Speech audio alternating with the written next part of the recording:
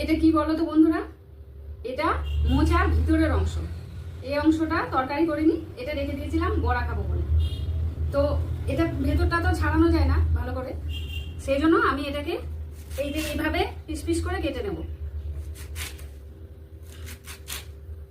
এ দেখো, এইভাবে piece piece করে কেটে নিলাম।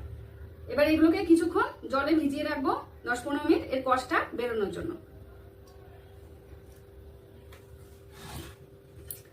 আর যেটা দিয়ে বড়া ভাজবো, এই যে সেই জিনিস, এটা এর মধ্যে আছে বেসন, চালের গুঁড়ো, কালো জিরে, গোলমরিচের গুঁড়ো, লবণ, হলুদ আর কাশ্মীরি লঙ্কার গুঁড়ো রং হওয়ার জন্য। এবার এটাকে ভালো করে ফেটিয়ে নেব। মোচার বড়া ভাজার জন্য ব্যাটারটা একটু ঘন করে গুলাতে হবে। এবার এই পিসগুলো ডুবিয়ে তেলে দিয়ে দিতে হবে।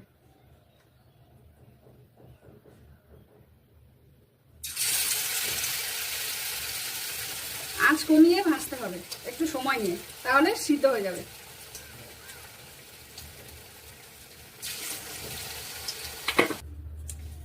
এই যে ভাজা হয়ে গেছে মুচমুচে মোচার বড়া। দেখো, চালের গুঁড়ো দেওয়ার জন্য কি সুন্দর মুচমুচে হয়েছে বড়াগুলো।